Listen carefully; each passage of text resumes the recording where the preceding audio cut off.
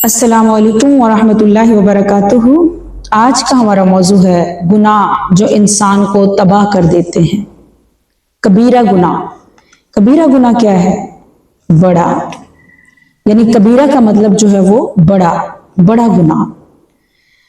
तो देखते हैं हम कौन कौन से गुनाह कैसे कर रहे हैं और किस तरह से हमारे अंदर जो है गलतियां आ रही हैं।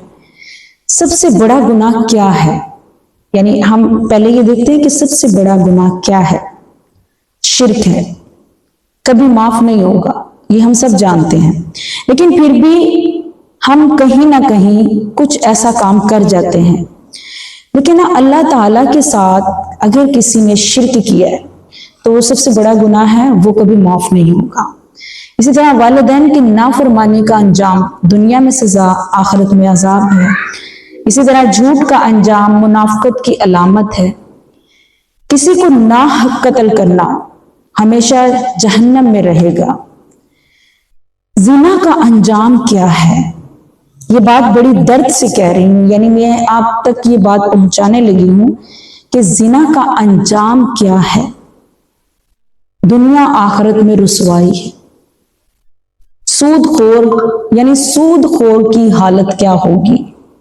पेट में आग भरने वाली बात है। और रसूलुल्लाह सल्लल्लाहु अलैहि वसल्लम से जंग, अल्लाह और अल्लाह के रसूल से जंग, यानी जिसने सूद लिया और जिसने सूद दिया, इन दोनों के दरमियान जो बात है वो क्या होगी, उनका अमाल में क्या लिखा गया है। यानी अल्लाह और अल्लाह के रसूल से जंग, इतनी बड़ी हस्तियों से जंग, यानी अल्लाह और अल्लाह के रसूल से जंग। इसी तरह देखें कि यतीम का माल खाना, उसका नताइज क्या होगा? पेट में आग भरना। इसी तरह देखें गीबत करने वाले की मिसाल, यानी जबान से गीबत करना, जबान से चुगली करना, इसका मतलब क्या है? मुर्दा भाई का गोश्त खाना। क्या कोई चाहेगा कि वो अपने मुर्दा भाई का गोश्त खाए? इसी तरह देखें मुतकब्बिर का अंजाम, यानी मुतकब्बिर क्या है? मुतकब्बिर का अंजाम जन्नत में दाखिल नहीं होगा।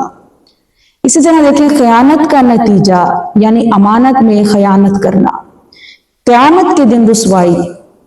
इसी तरह देखें नमाज छोड़ने वाले की हालत क्या होगी, यानी कुफ्र के करीब होगा। रिश्वत लेने वाले का अंजाम क्या होगा? जहन्नम का ईंधन होगा। हासिद का नतीजा क्या होगा? नेकियां जल जाती हैं, यानी एक तरफ वो नेकियां कर रहा है, दूसरी तरफ वो हसद कर रहा है, तो उसकी सारी नेकियां जो वो जल जाती है, जिस तरह से आग जो है वो लकड़ी को खा जाती है, इसी तरह हासिद की नेकियां जल जाती हैं। जादू करने वाले की हालत क्या होगी, ये भी देखते हैं। काफिर हो जाता है, यानी होकर मुसलमान, और जब वो जादू के काम में या जादू करवाने के चक्कर में पड़ता है तो वो काफिर, यानी मुसलमान की रजिस्ट्रेशन से वो खारिज हो गया, दीन की रजिस्ट्रेशन से वो खारिज हो गया, और उसको ये समझ नहीं आई कि मुझे मेरे रब की जात ने जो है वो अलग थलग कर दिया है, यानी वो काफिर हो जाता है। इसी तरह देखें कि शराब पीने वाले का अंजाम जन्नत की खुशबू नहीं सूंघेगा, यानी उसको कभी जन्नत की खुशबू नहीं मिलेगी। कता रहमी करने वाले की हालत क्या होगी? रहमत से महरूम होंगे। और इसी तरह देखिए कि मुनाफिक का अंजाम क्या होगा? अमाल बर्बाद हो गए। और इसी तरह देखिए कि जालिम का अंजाम क्या होगा? क़यामत के दिन अंधेरा होगा। सबसे लास्ट में दो बातें हैं। झूठी कसम खाने वाले की हालत क्या होगी?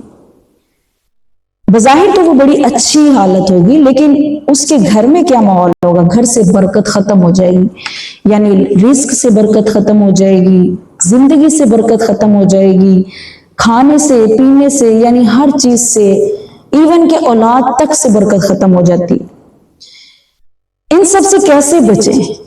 इन सब से बचना बहुत आसान है। तौबा और इस्तिग़फ़ार और अल्लाह ताला का डर।